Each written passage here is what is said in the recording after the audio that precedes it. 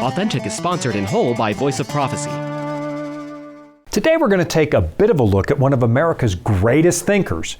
And because the guy was so prolific, I'm going to pick and choose from thousands of pages because I think he was getting really close to solving one of the biggest questions human beings have ever asked.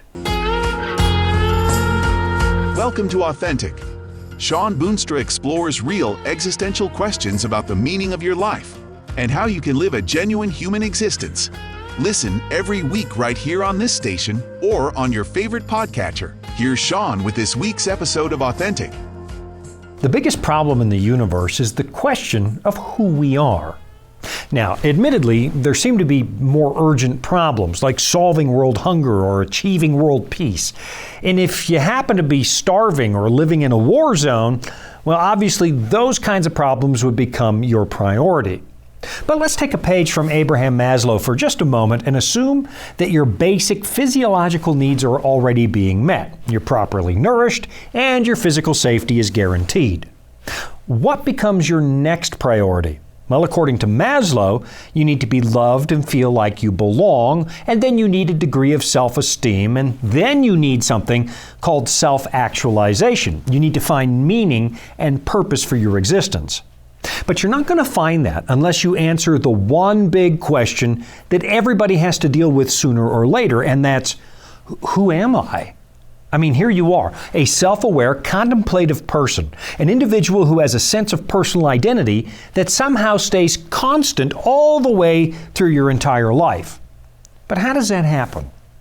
Back in the 19th century, the practice of science and philosophy suddenly threw up a little bit of a roadblock. Up to that time, we managed to convince ourselves that human beings can understand the essential nature of the universe simply by using our capacity for reason. We used to think that our reasoning had to be informed by some kind of reliable external checkpoint, and once upon a time, that was God.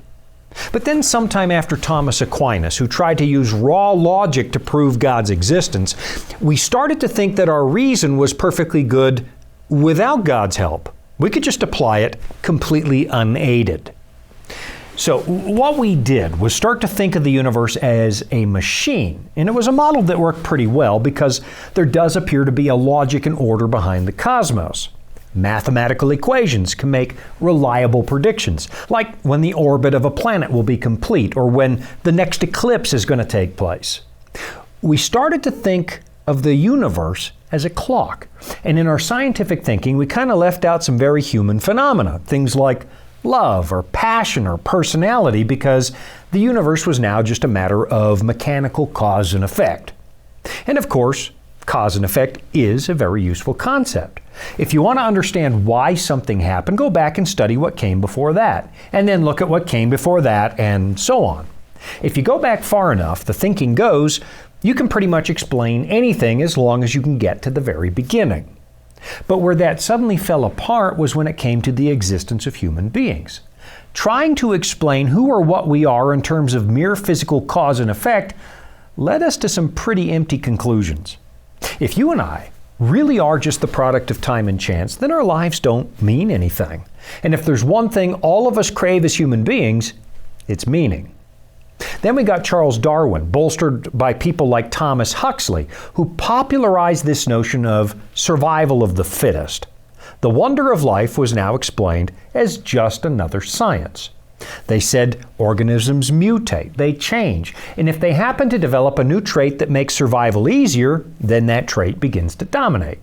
Not to make it seem too simplistic, but if your fins mutate and they become wings, you can fly. And now your flightless cousins are more likely to get eaten by the predator, which means it's far more likely that you're going to live and produce a bunch of offspring who have the same advantage as you. They've got wings. Now, in reality, it's more complicated than that, but that's the basic idea. The rise of Darwin meant that life could be understood without the need for a creator. But it also created a big problem because the ideas that bolstered Darwinism actually seemed to run contrary to the way that human beings function. For centuries, we convinced ourselves that human beings have agency. We have the ability to make meaningful choices. And by making choices, you can alter the course of your life. But if everything is really just a case of cause and effect, and you and I are the product of a mindless mechanistic universe, then everything we do is just the mindless product of something that happened in the past. You think you actually decided to go to the beach today? No, you didn't. Everything that happened in the distant past brought the whole world to this moment and predetermined your actions, and it just conspired to make you think you actually made a decision. This is a philosophy that some people call determinism or even fatalism, and it's basically the idea that nobody has a choice about absolutely anything. All of us are just being carried along by the mindless universe and the physical principles that drive it. Your emotions, those are nothing but chemical reactions. Your sense of pleasure or pain, more chemicals. Your sense of identity, well, that's an illusion because in a fatalistic universe, there's no such thing as free will. And I know, it seems like only philosophical eggheads living in ivory towers would think this way. But you can actually see this kind of belief system starting to play out in the world of 21st century morality. Let's consider what happens when somebody does something really, really awful. Most of us are convinced there must be some kind of underlying reason for that behavior. And of course, sometimes there is. Sometimes antisocial criminals develop their evil personalities because of the way they were raised.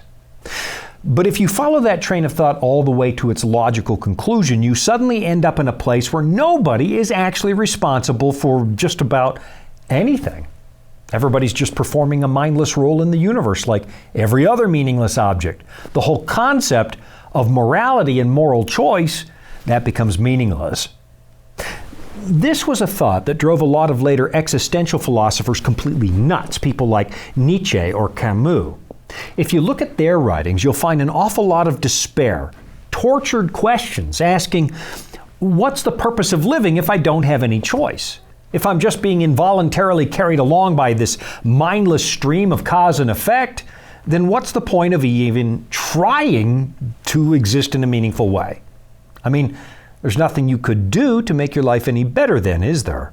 There's nothing you can do to improve your character or change who you are. There's absolutely no point to being either pessimistic or optimistic because nothing you do is going to change anything. The script has already been written by the universe with no edits allowed. This is the reason that some of these famous thinkers actually toyed with the concept of suicide. What's the point of living if you can't actually make choices and live? It's a philosophy that most people find, depressing, and with good reason. It feels like it runs completely contrary to essential human nature. If these determinists, these fatalists are correct, then why do we seem to be wired to believe in something better? Why do we have passions and hopes and desires and goals and relationships? What would be the point to those things? It's a materialistic view of the universe, and it's one that atheists kind of like. But what they've discovered is that what they're trying to sell to us isn't selling well. They insist that there's no God. They're with Nietzsche, who said God is dead, and there's only this cold, uncaring universe out there for us to live in. That's a pretty tough sell because there's something in our makeup that fights against that idea. Which brings me to the famous American philosopher, William James, who really struggled with what these fatalists were saying. He realized that a purely material universe does not line up with human experience. And of course, it probably didn't help that in his early childhood, his father was a strict Calvinist, which is kind of a Christian determinism, at least when it comes to salvation. I was raised among Calvinists, and one of their key ideas is that God has already determined your fate before you're born. Some of us are going to heaven, some of us are going to hell. There's nothing you can do about it. Of course, you don't really know which group you're in, which can lead to a little bit of anxiety if you're prone to overthinking. So, eventually, William James's father rejected the ideas that human beings don't have free will, and he dropped his commitment to Calvinism in favor of a rather obscure, esoteric Christian sect. He actually turned to the teachings of the mystic Swedenborg, which made him feel a lot better about his ability to make meaningful decisions. But right now, I've got to make a meaningful decision about the way I'm going to use my time. So I'm going to take a quick break, and I'll be right back after this. Life can throw a lot at us. Sometimes we don't have all the answers. But that's where the Bible comes in. It's our guide to a more fulfilling life.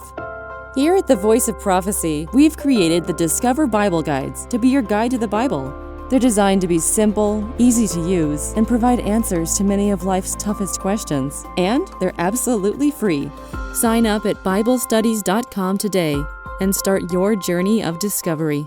This is Authentic with Sean Boonstra and the Voice of Prophecy. The American philosopher William James became really discouraged with the idea that you and I don't have the ability to make actual choices. The idea that the universe is just a machine and we're just part of that. He originally trained to be a medical doctor, which eventually led him into the field of psychology at Harvard. From there, he became obsessed with the study of metaphysics, that branch of philosophy that deals with the nature of existence. It's basically the study of why is there something out there instead of nothing. So James decided that maybe the existentialist philosophers in Europe were wrong. Instead of getting lost in the dismal swamp of trying to prove your own existence or the problematic question of how you can know for sure that your mind can be trusted, maybe, he said, we should take a far more pragmatic approach. Maybe we should look at the consequences of our ideas when we act on them to see if they match reality. It's a little like the scientific method. He said, you should go and try your ideas in the real world to see if they still make sense. That makes sense to me. You see, at this point, most philosophers had been operating under the assumption that we're just machines and that the human psyche could be understood through scientific experiment. David Hume had suggested there's actually no such thing as cause and effect, and what looks like human consciousness is really just the product of your senses picking up data like a slideshow being projected on the back of your brain. But William James started talking about something I promise you've heard before: stream of consciousness. It's a phrase we still use when we're writing or talking about whatever pops into our head at the moment.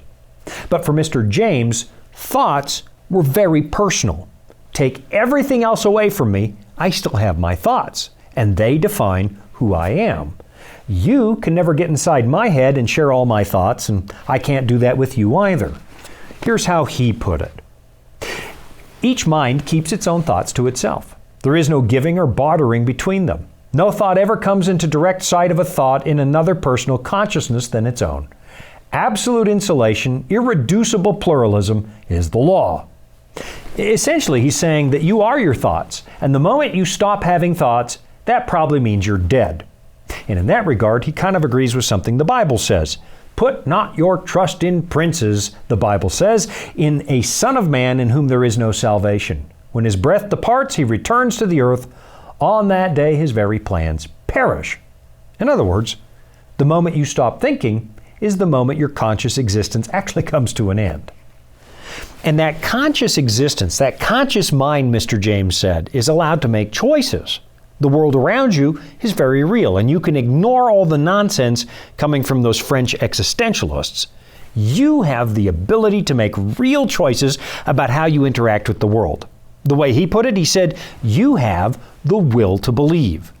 And I know that sounds like common sense, and it's hard to believe that somebody made a name for himself by teaching people you get to choose. Because for most of us, doesn't that seem kind of obvious? For William James, though, who was one of the founding fathers of modern psychology, that idea was kind of liberating. The course of his life, he discovered, was not predetermined. I mean, of course, there's always something we can't control, and there are circumstances that happen against our will, but even then, inside the confines of what you can't control, you can still control yourself. And this is where it gets interesting. William James was convinced there's got to be something more to our existence than just a cold, empty universe. He looked at the work of some European psychologists and he said that they were, I quote, bent on studying the elements of mental life, dissecting them out from the gross results from which they are embedded, as far as possible, reducing them to quantitative scales. What's he saying? Well, they were trying to be strictly scientific about human nature. And that, said James, is ridiculous. You can't reduce what it means to be human so that it fits in a spreadsheet full of facts and figures. I mean, yes, the brain has chemistry, and yes, we are kind of prisoners of our biology. But to say that human existence is just a machine, it runs completely contrary to the way we actually experience this world. It ignores our subjective sense of being conscious. Again, here's how James described it. The continuous flow of the mental stream is sacrificed, and in its place, an atomism, a brick-bat plan of construction is preached, for the existence of which no good introspective grounds can be brought forward, and out of which presently grow all sorts of paradoxes and contradictions, the heritage of woe of students of the mind. Okay, to put that simply, a purely material universe doesn't match reality. It doesn't account for our existence. I mean, we really still don't know what consciousness is. I've seen attempts by atheists to explain it in purely rational physical terms, but I promise you, not one of these so-called explanations actually matches human experience. Some things cannot be explained in a lab. To this day, consciousness remains one of the biggest problems that skeptics face. They have to explain this split between the mind and the body. In fact, some people actually call that the mind-body problem. How in the world did self-aware, contemplative beings like you and me just emerge from a purely mechanical universe? It doesn't seem possible. Back in James's day, people were convinced there's got to be a mechanistic explanation for just about everything. But if you think about it, if you're going to lean on reason to figure out the universe, that actually puts our brains at the very apex of the universe. And that left William James unconvinced. In fact, in 1910 he wrote, "I firmly disbelieve myself that our human experience is the highest form of experience extant in the universe. I believe rather that we stand in much the same relation to the whole of the universe as our canine and feline pets do to the whole of human life. They inhabit our drawing rooms and libraries. They take part in scenes of whose significance they have no inkling. They are merely tangent to the curves of history, the beginnings and ends and forms of which pass wholly beyond their ken. So we are tangents to the wider life of things." He's saying we just aren't capable of knowing everything, which of course brings us to the subject of God. And I think one of the reasons I'm attracted to the philosophy of William James, at least in part, is because he kind of threw the brakes on the raw atheism that was taking over Europe at the time.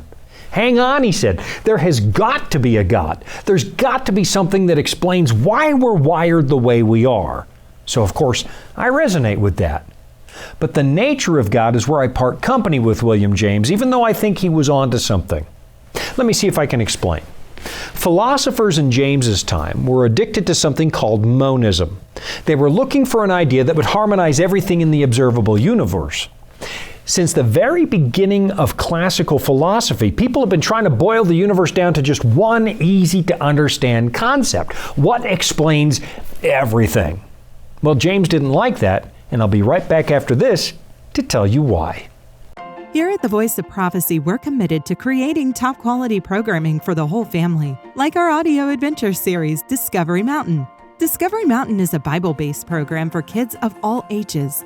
Your whole family will enjoy the faith-building stories from this small mountain summer camp and town. With 24 seasonal episodes every year and fresh content every week, there's always a new adventure just on the horizon. Check it out today at discoverymountain.com. This is Authentic with Sean Boonstra and the Voice of Prophecy.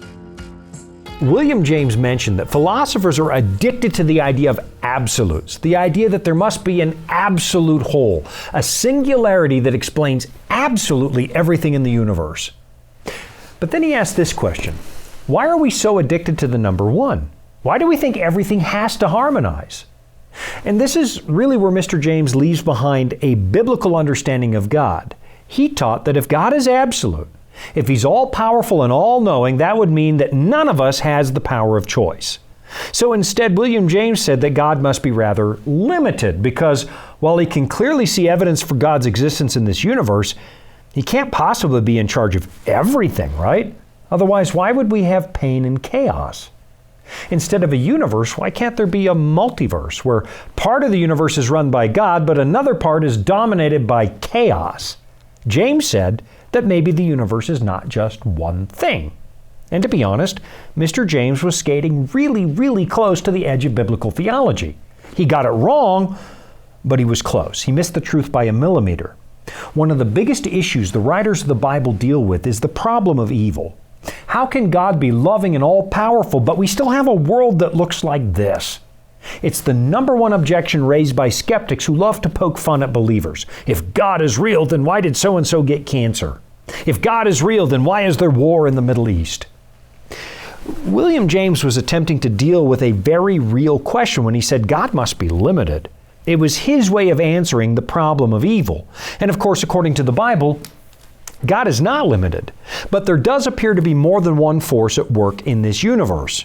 Look at what you find in Revelation chapter 12, where it says, "Now war arose in heaven, Michael and his angels fighting against the dragon.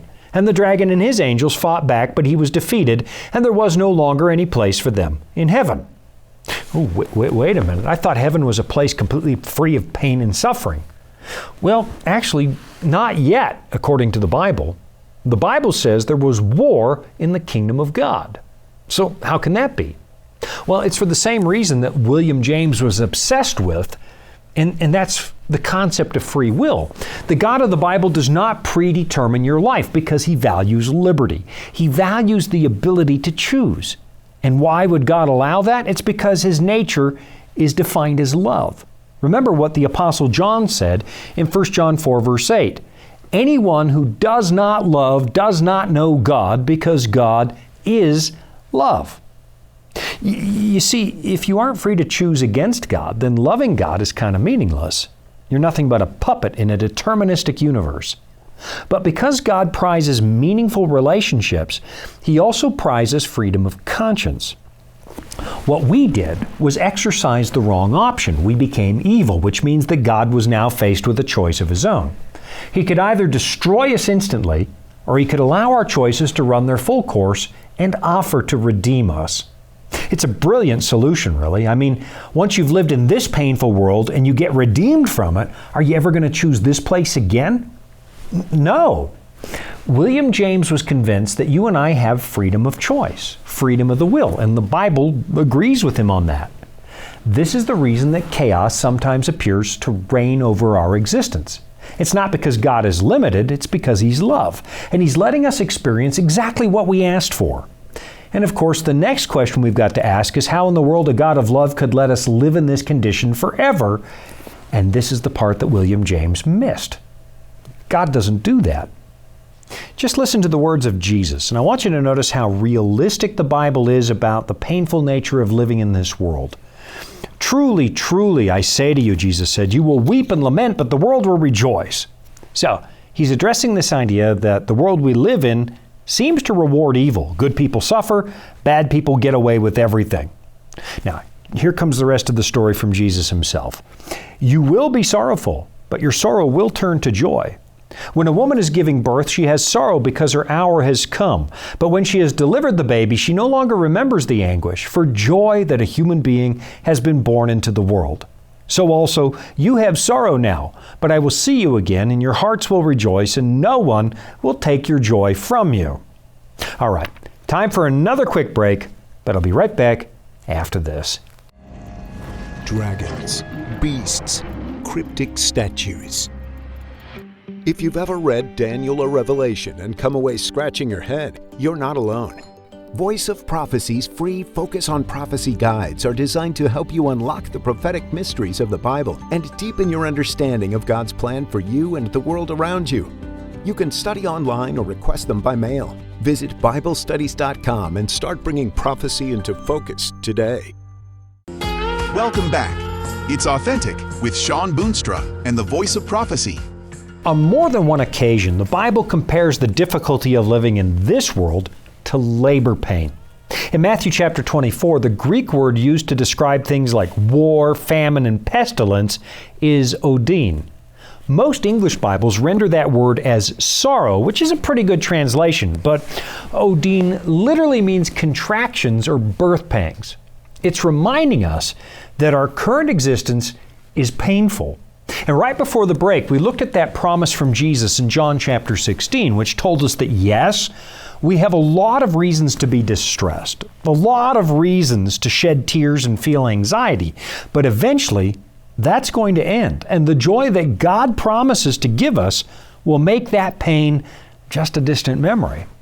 It's like that moment at the end of a painful delivery when the baby gets placed in mom's arms and suddenly it's, "What pain? What are you talking about? Look at this beautiful child." Look, There's a reason we find it deeply unsatisfying when atheists tell us there's nothing more to our existence than a cold, empty, mechanical universe. The reason it bothers us is because it's not true. If it was true, it would leave us with no choices, no meaning, no hope. And there's something in the heart of every human being that really pushes back against that kind of existence. It's why William James tried so hard to push back on the nihilism and fatalism that were pouring out of the classrooms of Europe and starting to show up here in America. One famous historian pictured James like a doctor, quarantining the dangerous ideas from Europe so they wouldn't infect the United States. And of course, for the moment, it looks like he failed, because the levels of anxiety here in the West are rising steadily. People are dealing with things like depression and suicidal thoughts in record numbers. And we are now suffering the consequences of choosing to believe that human existence doesn't actually mean anything. It's just the blind result of cause and effect over billions of years. This is why the question of who you are is the most important question in the world. Over the centuries, we tried to reduce ourselves to numbers and measurements, but now it's killing our mental health. It's robbing us of something essential. It's robbing us of what it actually means to live an authentic human life. We feel like we're trapped, that the course of our lives has already been written in advance, and we're powerless to make any meaningful choices about who we are and how we choose to live. And as a result of that, a lot of people are just giving up. But the Bible says that, first of all, your suffering is real. God has seen it, and He's promised to solve it. In fact, Psalm 56 suggests that God has been keeping track of every single tear you have ever shed. And then secondly, it tells me that you are also very real. Your life is not meaningless. Are not 2 sparrows sold for a penny, Jesus taught? And not one of them will fall to the ground apart from your Father. But even the hairs of your head are all numbered. Fear not, therefore, you are of more value than many sparrows. The moment we try to decouple our gift for rational thought from the God who gave us that gift in the first place is the moment when everything started to go off the rails. And today, I fear we're reaping a very bitter harvest. I know, again, some of you think this is just a book of fairy tales, some mythology written by ignorant and superstitious people who just didn't know any better and didn't have science. But maybe it's time to give this book another look. Because what if you found exactly what you're looking for? What if you found exactly what was missing in these pages? What if this really is a communication from the one who made you? I'm Sean Boonstra. Thanks for joining me. This has been another episode of Authentic. You've been listening to Authentic, sponsored by Voice of Prophecy. Remember, you can listen every week right here at the same time. And thank you. Authentic is funded by listeners just like you. You can support at voiceofprophecy.com. That's also where you can find all the episodes you missed, or where you can listen again. That's voiceofprophecy.com.